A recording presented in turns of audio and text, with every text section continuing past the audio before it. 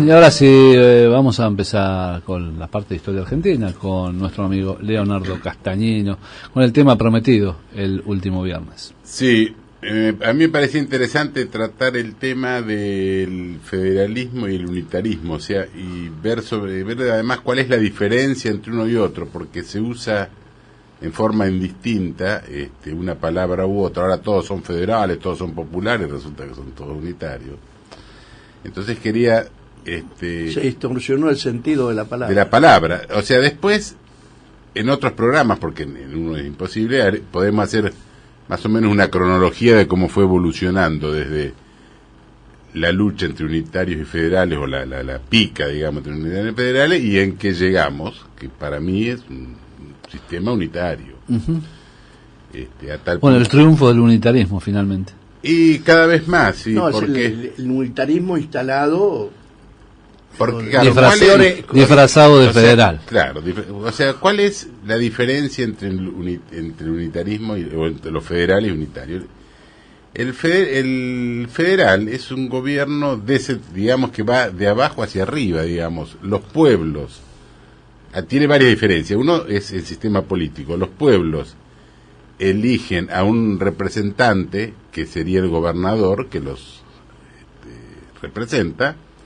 Los gobernadores, además, se unen en una nación y nombran un representante, que es el presidente, que supuestamente es solventado los gastos por las provincias, y la función que tiene es representarlas, administrar, pero para el bien común. Las cosas que son de todos. Por ejemplo, suponete hay un río que cruza 3 provincias, bueno, el Estado Nacional tiene que coordinar esa función, digamos, pero la organización es de abajo hacia arriba, incluso económicamente. Teóricamente, antes, ¿cómo hacían? Los pueblos cobraban sus impuestos, sus tasas, lo que sea, contribuían con el gobernador, y los gobernadores tenían que contribuir a la nación. El unitarismo es al revés. El gobierno centralizado es el que recauda todo y lo distribuye a voluntad. A voluntad. Prácticamente, si vamos a un unitarismo extremo, que no nos falta mucho, habría un presidente y habría en cada provincia un delegado. Legislaturas, ¿para qué se necesitan? Si ahí va a haber todas leyes nacionales, policía nacional, todos nacionales, no se necesitarían. Ni constituciones provinciales, siquiera. Entonces, esas son dos de las diferencias. Las diferencias históricas también que hubo fue, en general,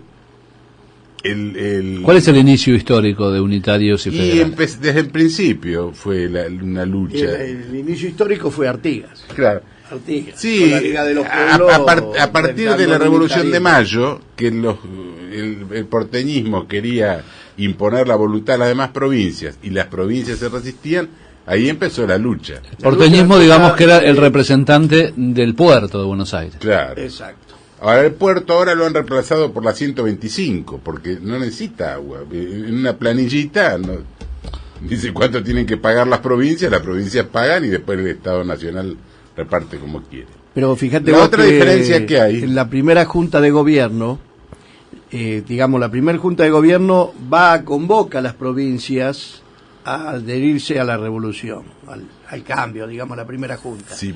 Y había que crear la Junta Grande, donde todas las provincias mandaban, y ahí es donde empieza a distorsionarse. Ahí es donde empieza, porque ¿qué pasa? Había provincias que no se adhirieron, como por ejemplo Paraguay o la Banda Oriental, y le mandaron al ejército.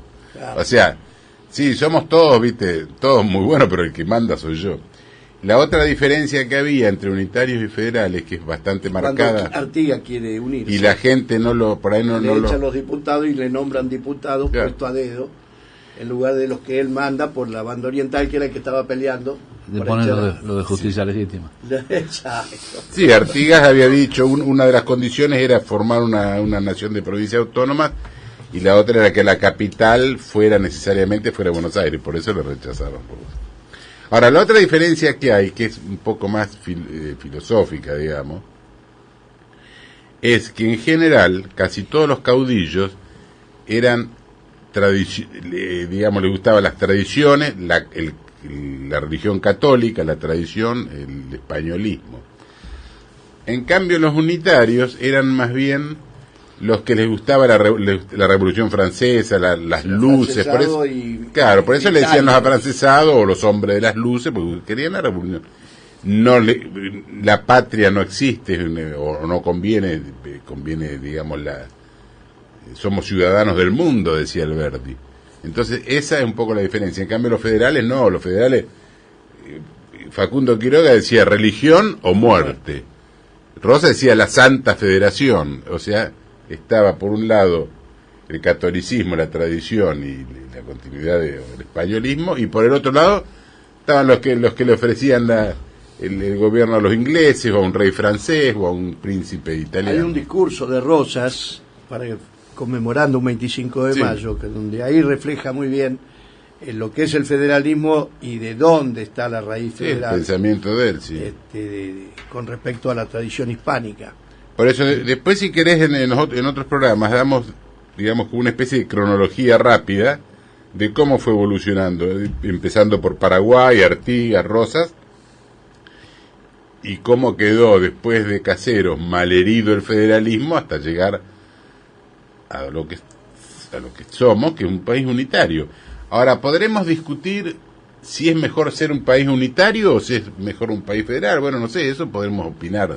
Bueno, según la Constitución Nacional es un país republicano y federal. Claro, pero yo digo, lo que podemos la opinar, la tenemos al pedo. Claro, pero podemos opinar si no conviene el federalismo, el otro no, porque el unitario maneja mejor. Bueno, podemos discutirlo eso. Lo que no podemos decir es que esto es un país federal. En la realidad es un país unitario, cada vez más unitario. Tenés la prueba de la ley de coparticipación, que las provincias le ceden a la nación, le ceden la recaudación de impuestos, que es como darle al zorro que cuide el gallinero, más o menos, y las provincias se quedaban con le correspondía el 65% de la recaudación a las provincias y el 35% a la nación. Y ahora es al revés. Y no solamente eso, sino que a las provincias le pasaron servicios como escuelas nacionales o rutas, etcétera, le pasaron los edificios, pero ¿y los fondos para mantener eso? Los siguen poniendo en la provincia. Las provincias están cada vez más pobres. Y es que le conviene a los señores feudales, porque hay el feudalismo provincial. Y algunos dicen, lo que pasa es que los gobernadores no hacen nada. Han ido quebrando a tal punto que todo empleo que hay es empleo público. Claro. Entonces el que maneja el dinero del Estado es el dueño de la provincia. Sí, claro. El que los tiene, como dice el criollo, agarrados de los tobillos. No digas de dónde porque duele. Claro, sí. Si te rebelás, te cierro la canilla. Es así. Muy bien. Interesante el tema, lo vamos a... yo creo que sí, porque hay una confusión muy grande en eso y en otras palabras. Pero esas palabras, por ejemplo... Sí, es la confusión semántica que han logrado... Es como cuando dijeron corralito. ¿Qué corralito? La pelota, choreo, te chorearon la guita. ¿Qué corralito? Muy bien, y después vamos a nombrar, también vamos a hablar de representantes del federalismo, del unitarismo, gente que se pasó de bando, de un bando para otro. Bueno, vendidos siempre hubo, ¿viste? No, ¿cómo vendidos? Y los principales... Gente que cambió de opinión, dirá usted. Los principales atacantes a la figura de Rosa eran los principales chupamedia que tenía en el federalismo. Sí, los incluso negros fueron los que... gente infiltrada. Vos fijate que Estanislao López en Santa Fe, que era un caudillo bien federal, un gaucho bien... Tenía de ministro, tenía a Cuyen, que lo traicionaba, hablaba con los unitarios, quería... Inclusive fue con los ingleses. A la muerte de Quiroga. Claro. Fue que... Tanto es así que cuando murió Estanislao López... Y Ramírez se quiso le independizar en un juicio, momento. le hicieron una revolución y lo echaron, y Cuyen disparó y fue a Santiago del Estero, y Rosas le dijo, mandámelo en una carta, y Ibarra le dijo, díganle a Cuyen que se ponga media de lana para que no le aprieten tanto los grillos. Por supuesto entró a la provincia de Buenos Aires y Rosa fusiles hecha o otra cosa. Y vos decías de que Pancho Ramírez en su momento quiso independizar un sector eso hiere, de la viste, un República. poco a los entrerrianos, pero en realidad lo que pasó que era que Pancho Ramírez era lugarteniente de Artigas, y cuando hicieron el Tratado de Pilar, lo dejaron de lado Artigas, porque Artigas lo que los había mandado a Buenos Aires era para que consigan que Buenos Aires los apoye para echar a los brasileños de la banda oriental. En el interín, Artigas perdió en Tacuarembó, lo derrotaron, entonces y como nosotros, Ramírez dijo, no, ahora mando yo. Y como ahí, nosotros somos triunfalistas. claro, lo dejaron de lado. Bueno, entonces, pero eso le ocasionó su muerte también, porque después Estanislao López... claro, sí. Estanislao López era un verdadero federal, realmente fue un... Sí, claro.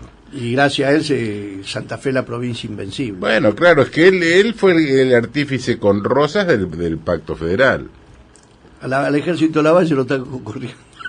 Hay- Hasta Plaza de Mayo lo está bueno, al ejército de Lavalle hay un cuento bastante bueno que es el del soldado, yo lo digo en el soldado mío, lo pongo en mi libro. Sí. Porque el mío es un Es un yuyo pato. que envenena a los caballos, entonces Que Estanislao López que el caballo santafesino no lo come. no lo porque ya- come, lo conoce. Hay una como un instinto genético que el caballo de la provincia de Santa Fe no lo come. Claro, entonces cuando En se cambio, el caballo enfrentaron, de acá sí. claro, Lavalle era un militar soberbio, en cambio el otro, un paisano pícaro, retrocedió hasta que se hizo de noche y Lavalle acampó en un campo que tenía mío.